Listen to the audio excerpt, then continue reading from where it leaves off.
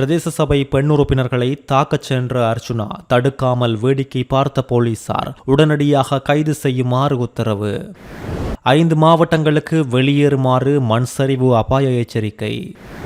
யாழ் தேவி தொடருந்து கடவை விபத்தில் ஒருவர் பலி. நுவரெலியாவில் இவ்வளவு நாளாக காணாமல் போயிருந்த இளைஞர் கண்டுபிடிப்பு.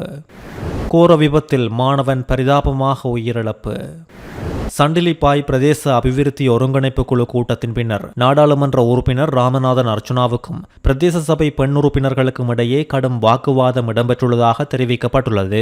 வெளியே ஒன்று சேர்ந்த உறுப்பினர்கள் அர்ச்சுனாவை பார்த்து கேட்ட கேள்விகளால் குறித்த வாக்குவாதம் வலுத்துள்ளதோடு இதன்போது அங்கு கூடியிருந்த பெண் உறுப்பினர்கள் அர்ச்சுனாவை நோக்கி நாடாளுமன்ற உறுப்பினர் என்றாலும் முதலில் மரியாதையுடன் கதைக்க கற்றுக்கொள்ளுங்கள் என்று தெரிவித்துள்ளனர். தையிட்டி தொடர்பில் இங்கு கருத்து தெரிவிக்க வேண்டிய அவசியம் இல்லை என்றும் தையிட்டி கதை தையிட்டியோடு சந்தர்ப்பத்துக்கு ஏற்றது போல் அரசியல் செய்து வாழாதீர்கள் என கடுமையாக விமர்சித்துள்ளனர். இது தொடர்பில் கடும் தொனியில் கருத்து வெளியிட்ட அர்ச்சுனா தையிட்டியில் போராட்டம் செய்கின்ற கூட்டம்தான் நீங்கள் இருந்து குளறுங்கள் என்று கூறி பெண்கள் என்று கூட பார்க்காமல் அநாகரிகமான சொற்களால் அவர்களை திட்டியுள்ளார். இதன்போது குறித்த பெண் உறுப்பினர்கள் சார் நீங்கள் மரியாதையாக பேசுங்கள் என்று கூறி விவாதித்த போது அவர்களை தாக்குகின்ற பாணியில் குரலை உயர்த்தி மிரட்டியவாறு அருகே சென்றதை அவதானிக்க முடிந்ததாக செய்திகள் வெளியாகியுள்ளதும் குறிப்பிடத்தக்கது.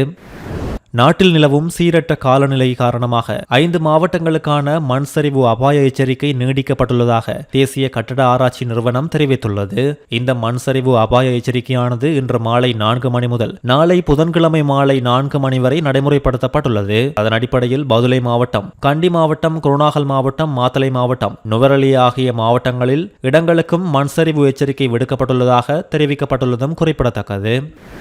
நாடாளுமன்ற உறுப்பினர் ராமநாதன் அர்ச்சுனாவை கைது செய்து முன்னிலையாக்குமாறு கோட்டை நீதவான் நீதிமன்றம் இன்று அதிரடியாக உத்தரவிட்டுள்ளது. கடமையில் இருந்த போலீஸ் அதிகாரிக்கு அழுத்தம் கொடுத்த சம்பவம் தொடர்பில் அர்ச்சுனா எம்பி நீதிமன்றத்தில் முன்னிலையாக தவறியமை காரணமாகவே இந்த உத்தரவு இன்று பிறப்பிக்கப்பட்டுள்ளது. இந்த வழக்கு தொடர்பில் பிணையில் விடுவிக்கப்பட்டிருந்த நாடாளுமன்ற உறுப்பினர் விசாரணைக்காக இன்று முன்னிலையாக தவறியமை காரணமாகவே கோட்டை நீதவான் இசுரு நெத்திகுமாரகே இன்று கைது செய்யுமாறு உத்தரவிட்டுள்ளார். கிளிநொச்சியில் இன்று முகமாலை பகுதியில் யாழ் தேவி தொடருந்தில் மோதுண்டு நபரொருவர் உயிரிழந்துள்ளார். குறித்த தொடருந்து வழித்தடத்தில் பாதுகாப்பற்ற கடவையினூடாக மோட்டார் சைக்கிளில் பயணித்த நபரே இவ்வாறு விபத்துக்குள்ளாகி உயிரிழந்துள்ளார். முகமாலை பகுதியில் காங்கேசந்துறையில் இருந்து கொழும்பு வீதி நோக்கி பயணித்த நபரே இந்த விபத்திற்கு முகம் கொடுத்துள்ளார். விபத்தில் உயிரிழந்தவர் ரத்தினராசா கிருஷ்ணமோகன் என்ற ஆனைப்பந்தி நல்லூர் யாழ்ப்பாணத்தை சேர்ந்த 52 வயதுடைய குடும்பஸ்தர் என தெரிய வந்துள்ளதோடு சம்பவம் தொடர்பில் மேலதிக விசாரணைகளை மேற்கொண்டு வருகின்றனர். நுவரெலியா பீட்ரூ தோட்டத்தை சேர்ந்த 30 வயது இளைஞர் ஒருவரை காணவில்லை என அவரது உறவினர்களால் நுவரெலியா போலீஸ் நிலையத்தில் முறைப்பாடு செய்யப்பட்டுள்ளதை தொடர்ந்து இப்பொழுது அவர் பண்டாரவளை பகுதியில் கண்டுபிடிக்கப்பட்டுள்ளார். நுவரெலியா பீட்ரூ தோட்டத்தை சேர்ந்த லீலாரத்ன கயான் என்பவர் கடந்த 9ஆம் திகதி முதல் காணாமல் போனதாக முன்பு தெரிவிக்கப்பட்டது. நுவரெலியாவில் இருந்து வெளிமடை நோக்கி தொழில் நிமித்தமாக சென்ற நிலையில் அன்றிலிருந்து அவர் தொடர்பான எந்தவித தகவலும் அவரது குடும்பத்தினருக்கு கிடைக்கவில்லை என்றும் அவரது கைபேசியும் செயலிழந்த நிலையில் இருந்தது குடும்பத்தினர் முன்பு தெரிவித்த நிலையில் இப்பொழுது கண்டுபிடிக்கப்பட்டுள்ளமை குறிப்பிடத்தக்கது.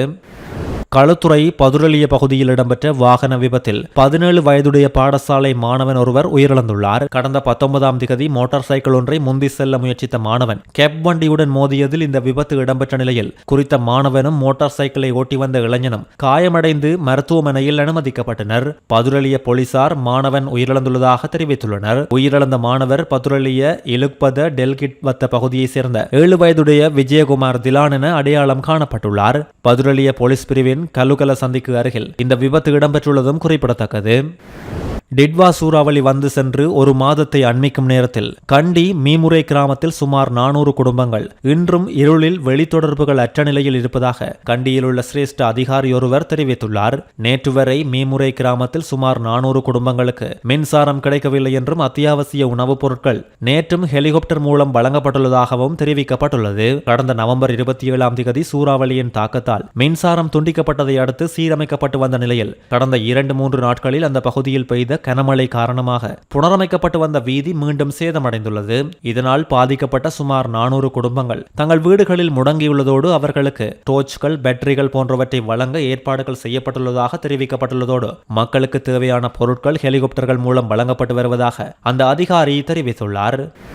இலங்கையில் புதிய கோவிட்-19 பரவுவதற்கான ஆபத்து இல்லாததால் தேவையற்ற அச்சத்தை உருவாக்க வேண்டிய அவசியமில்லை என்று சுகாதார மற்றும் வெகுஜன ஊடக அமைச்சின் செயலாளர் அனில் ஜெயசிங்க தெரிவித்துள்ளார். கடந்த சில வாரங்களாக பல ஆசிய நாடுகளில் கோவிட்-19 பாதிக்கப்பட்டவர்களின் எண்ணிக்கையில் அதிகரிப்பு ஏற்பட்டுள்ளதாகவும் இந்த நிலைமைக்கு சமூகத்தின் நோயை சமாளிக்கும் திறன் குறைவாக உள்ளதாகவும் பல காரணிகள் காரணமாக இருக்கலாம் என்றும் ஊடகங்கள் செய்தி வெளியிட்டிருந்தன. இதனை கருத்தில் கொண்டு தேசிய அளவில் தயார்படுத்தவும் பொது சுகாதாரத்தை பாதுகாக்கவும் தேவையான நடவடிக்கைகளை சுகாதார அமைச்சகம் எடுத்துள்ளதாக அமைச்சின் செயலாளர் வெளியிட்டுள்ள அறிக்கையில் தெரிவிக்கப்பட்டுள்ளது. கோவிட்-19 நோயாளிகளின் எண்ணிக்கையில் அதிகரிப்பு இல்லை என்றும் இலங்கையில் சாத்தியமான தொற்று நோய்களை அடையாளம் காண தேவையான ஆய்வக கண்காணிப்பு அமைப்பும் தீவிரமாக செயல்பட்டு வருவதாகவும் அறிக்கையில் தெரிவிக்கப்பட்டுள்ளது. கோவிட்-19 நோயாளிகளின் எண்ணிக்கையில் அதிகரிப்பு இல்லை என்றும் இலங்கையில் சாத்தியமான தொற்று நோய்களை அடையாளம் காண தேவையான ஆய்வக கண்காணிப்பு அமைப்பும் தீவிரமாக செயல்பட்டு வருவதாகவும் அறிக்கையில் கூறப்பட்டுள்ளது. இருப்பினும் முதியவர்கள், நோய் எதிர்ப்பு சக்தி குறைந்தவர்கள் மற்றும் நாள்பட்ட நோய்கள் உள்ளவர்கள் இது குறித்து கவனம் செலுத்துவது முக்கியம் என அறிவுறுத்தப்பட்டுள்ளது. பண்டிகை காலத்தில் பொதுமக்களுக்கு பாதுகாப்பற்ற மற்றும் தரம் குறைந்த உணவுப் பொருட்கள் விற்பனை செய்யப்படுவதை தடுக்கும் நோக்கில் நாடளாவிய ரீதியில் 1190 தொடர் சோதனைகளை சுகாதார அதிகாரிகள் மேற்கொண்டுள்ளனர். அண்மைய சோதனையில் மனித நுகர்வுக்கு பொருத்தமற்ற உணவுகளை விற்பனை செய்த சுமார் 375 வர்த்தக நிலையங்களுக்கு எதிராக உரிய சட்ட நடவடிக்கை எடுக்கப்பட்டுள்ளதாக சங்கத்தின் செயலாளர் சமில் முத்துக்குட தெரிவித்துள்ளார். நாடு முழுவதும் சுமார் 1800 பொது சுகாதார பரிசோதகர்கள் உணவு பாதுகாப்பு தரத்தை பேணுவதை உறுதி செய்வதற்காக பணியில் ஈடுபடுத்தப்பட்டுள்ளதாகவும் தரமற்ற உணவுகள் அல்லது சுகாதாரமற்ற முறையில் உணவு விற்பனை செய்யப்படும் இடங்கள் குறித்து பொதுமக்கள் அவதானமாக இருக்குமாறு கேட்டுக்கொள்ளப்பட்டுள்ளதும் குறிப்பிடத்தக்கது. இலங்கையில் உணவு பற்றாக்குறை இனி இருக்காது என்று வேளாண் துணை அமைச்சர் நாமல் கருணாரத்ன குறிப்பிட்டுள்ளார். டிட்வா சூறாவளியின் தாக்கத்தால் விவசாயத்திற்கு ஏற்பட்ட சேதங்களை மீட்டெடுக்க அதிகாரிகளும் விவசாயிகளும் பணியாற்றி வருவதாக அவர் தெரிவித்துள்ளார். சிலர் எதிர்காலத்தில் உணவு பற்றாக்குறை ஏற்படும் என்று மகிழ்ச்சியோடு காத்திருக்கின்றார்கள். நான் அவர்களிடம் ஒன்று சொல்ல விரும்புகின்றேன். நீங்கள் பரிதாபகரமான மக்களே. நீங்கள் மகிழ்ச்சியை அனுபவிக்க நாங்கள் அனுமதிக்க மாட்டோம். அரிசி பற்றாக்குறை ஏற்பட இனி வாய்ப்பே இல்லை என்றும் நான் கிராமங்களுக்கு செல்கின்றேன் என்றும் தெரிவித்துள்ளார். அங்கு சுமார் 300 பேர் இருந்தனர். அந்த மக்கள் கூச்சலிட்டு நேற்று மாலை நாடாளுமன்றத்தில் ஜனாதிபதி கூறியது போல் இன்று எங்களுக்கு 25,000 கிடைத்துள்ளது என்று கூறினார்கள் என்று அவர் மேலும் தெரிவித்துள்ளார். ஒத்திவைக்கப்பட்ட காப்போத்த உயர்தர பரீட்சைகள் எழுதவிருக்கும் மாணவர்களின் இருப்பிடம் மாறியிருந்தால் அது தொடர்பில் தகவல் தெரிவிக்குமாறு பரீட்சைகள் திணைக்களம் தெரிவித்துள்ளது. அதன்படி பாடசாலை அதிபர்கள் பரீட்சைகள் திணைக்களத்திற்கு தகவல் தெரிவிக்க வேண்டும் என்று பரீட்சை ஆணையாளர் நாயகம் இந்திகா குமாரி குறிப்பிட்டுள்ளார்.